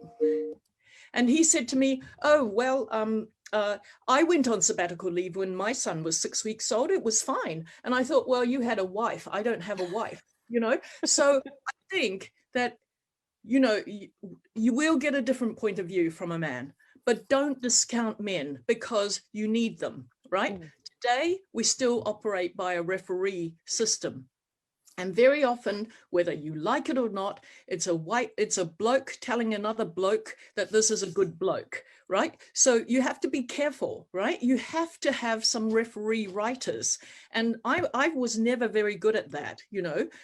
Someone said to me, Mindy, you're not very good at ingratiating yourself, and I'm not, you know. But if you come to applying for anything, you'll find you need a referee. And they will listen more, unfortunately, you know, to a man. And I mean, I've seen this even in people not wanting to ask me, but they want to ask a man. So I think you have to be strategic, right? If you know about these things, damn it, be strategic about it, right? You need males and you need females. Go for it. Thank you very much, Professor Mindy. I think that is very practical answer.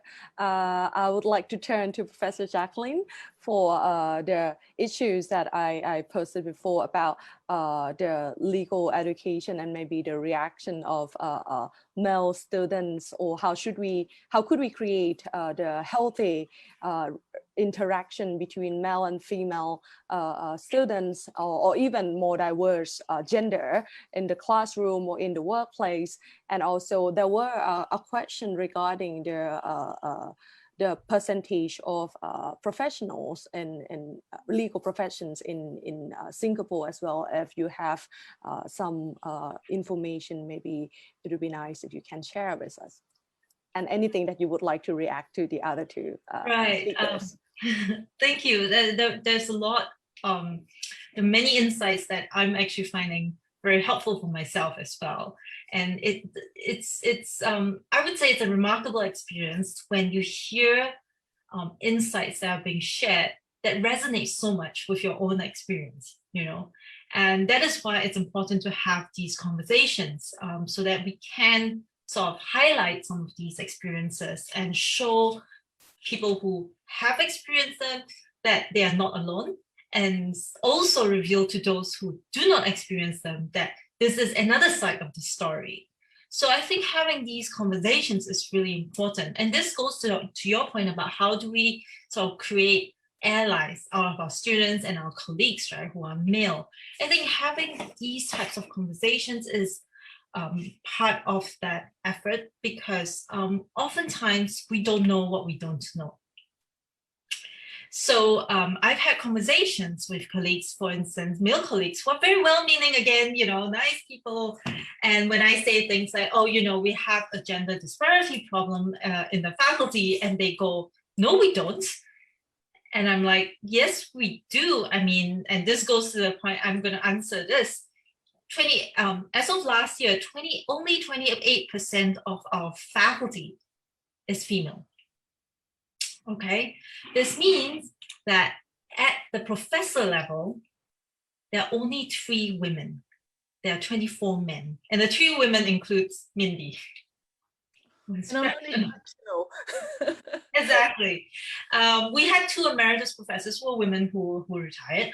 But the point is that there are very few women at that level, right? So on the whole faculty, we have about 28% who are women. And at the professor level, there are 3. Okay, let me just emphasize 3, including Mindy, 24 men. Okay. Now, but the colleague I spoke to had a very different perception. He said, oh, I don't think we have a problem. We have female professors who are, who is a provost chair. I'm like, yeah, 1. You know, so the perception can be very far from what the reality is. And so having conversations, presenting data is, to me, part of the educative process. And that's why we're looking at the data and of class performance and so on at NUS Law, right? So data and really sort of going beyond just, you know, anecdotal sort of stories are really important, but they, you know, in order to convince some people, you need to sort of show them, right? So the data doesn't lie. I can show you 28% of our faculty is female, the rest are male. So your perception about how there are female professors who are doing very well, it's not backed up by data, so we can have that conversation. So I think that kind of like, evidence-based conversation is important. Now, the other I've found that's quite important is to emphasize, and sometimes it's difficult, emphasize that we're not attacking men. This is not an attack on the other gender, but this is a conversation that can be beneficial for all. I think Mindy mentioned, right, that when you raise up certain sort of policies, you can raise up the entire faculty, right? Both men and women can do better. You can double your first for both men and women. So we need that perception that this is not an antagonistic strategy, or this is not an antagonistic endeavor, but this is something that could be beneficial for everyone. When we have diversity, we have more people on that. When we no longer have manuals, we can have more perspectives, different ideas can emerge, right? So that, I think, is necessary. Within law firms, so last year, the Law Society issued a report on gender diversity in the Singapore legal profession called Leveling the Playing Field. And one of the things they mentioned is that there is a good business case for gender diversity initiatives, meaning when you have greater gender diversity, these companies tend to outperform companies with fewer female executives. And this can be the case for law firms as well. So there is also a business case to be made here. So that's sort of my response to the question, how do we build allies? I think we need to bring them along, not in an antagonistic way, but show them that this is something that could be good for all. A second thing that I think was mentioned is mentorship, right? I agree with my co-panelists that I think you seek mentorship where it's available and with people you're comfortable with. It doesn't matter whether men or female, although bearing in mind that they could have very different perspectives. Now, the other thing about this point is that oftentimes we see the senior female academics having a very different perspective about gender diversity. So even in the Law Society report, senior and junior female lawyers actually don't see eye to eye about gender diversity. So some senior lawyers, female lawyers, actually feel that, well, I've succeeded, okay? I've done so much, I've succeeded. Why are you whining about gender diversity? Why are you whining about gender equality and so on? And so we sometimes have to understand that female mentors can be helpful, but sometimes female mentors are the ones who are most resistant to gender diversity. I mean, can I support you here, Jaclyn, and say that I have come to realize that there is a generational shift, right? Women in my generation expected less. We expected less, and we were more kind of accepting that our careers were going to take longer, but women of your generation don't. And you know what? You shouldn't. And I'm really great. I think, I'm very conscious of that. And that's why sometimes you've got to be careful of mentors, because people who are in power are in a generation above you who think you can't have it all, right? How can you expect to have it all, And I'm getting that, because I'm currently writing references for all my colleagues who are asking for promotions, and I'm looking at the women and I'm thinking, gosh, they went much younger than me, they're trying much younger than me, and I think that's really good. And I think it's really important to talk about the generational shift. If you think about it, the analogy is LGBT, right? People of my generation have to think about it. People of your generation, it's the air you breathe. It's a no-brainer, right? So I mean, using that philosophy to put different people in key officers in my faculty to make sure that they will just do things naturally. It wouldn't be a big shift. So Mindy would be one of those senior colleagues who are actually supportive of gender diversity initiatives, right? But not all are, and it's partly generational. But I think that whole, sometimes you do get senior women who would say, I've done it the hard way. What is your problem? So that can be very difficult No, to address. I think it's undoubted that we meet a lot of defensiveness, right? Yeah. You know, they think, apparently the research shows that if a minority gets to 30%, they start to be seen as too many of them. Yeah. Yeah. And I remember a man saying to me at my college, oh, women feel very, so it's mansplaining again, women feel very comfortable now.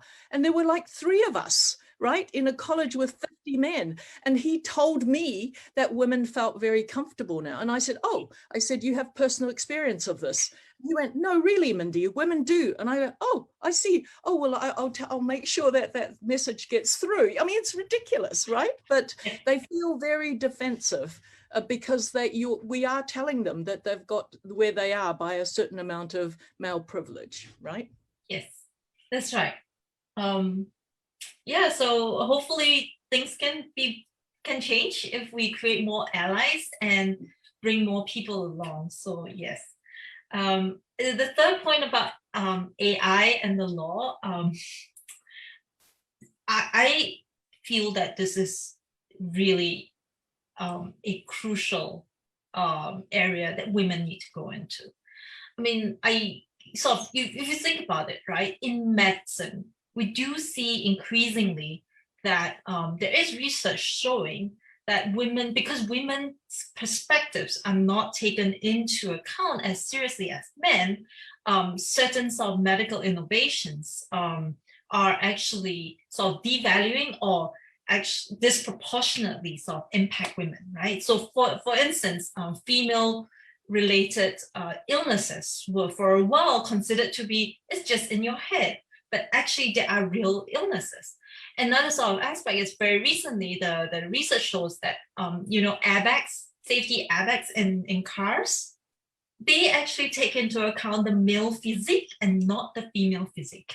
So I think women need to be in technology, creating technology that take into account the female physique, the female sort of mind and female interests. And so female lawyers also need to be at that forefront of law and technology, taking into account their own diverse views and making sure that they are being heard. Yeah. Wow, thank you very much. I think it's come back to what the 3 panelists have shared before about, like, we have to both open the door, try to open the door by changing the system, but at the same time we have to empower each individual women and also men who are allies as well to go through that door, so that we will normalize that it's normal to have the door opened.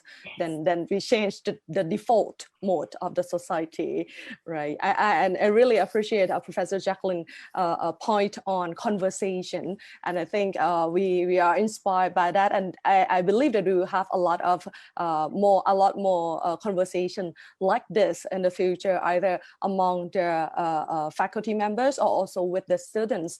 And I hope, since we have a lot of attendees today, that the audience will carry this inspiration and also started to talk with your colleagues, with your friends, with your peers, that we have to talk about gender, we have to talk about the equality, is to normalize them so that we'll understand each other better.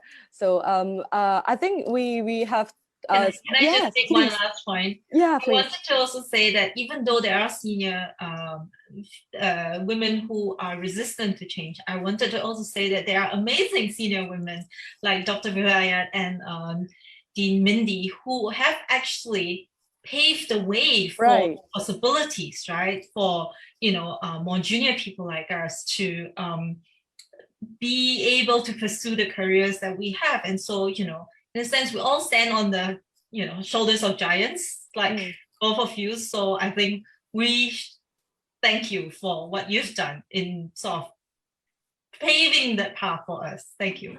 That's true. That's true. I think that even like I think what you said this summarize what we try to achieve today. That we try to have diverse careers to talk to each other, to share about the experience, and also different generations, so that we can see how the society can be improved in a better way for everyone, for the diversity, rather than to stick to the fixed mindset and push those who have a little bit have a different way of life to how to say, to be passionate or to keep it on with themselves. Okay, I think we come to almost the end of our session today, and I would like, I on behalf of the Faculty of Law, Thammasat University, would like to thank all of the three panelists, Professor Mindy, Dr. Vilawan, and Professor Jaclyn, for sharing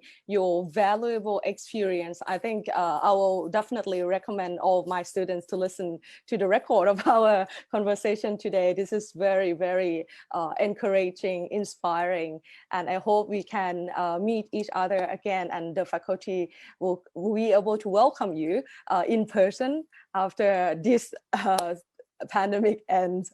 Okay, so that's the end of our session. Thank you very much for all of you, and thank you very much for all of the audience who participate with us today, who ask questions as well. Please spread your word. It will be very welcoming if you share the contents of today's session, and also the records to anyone that you love, that you would like to spread the idea of equality to. Thank you very much.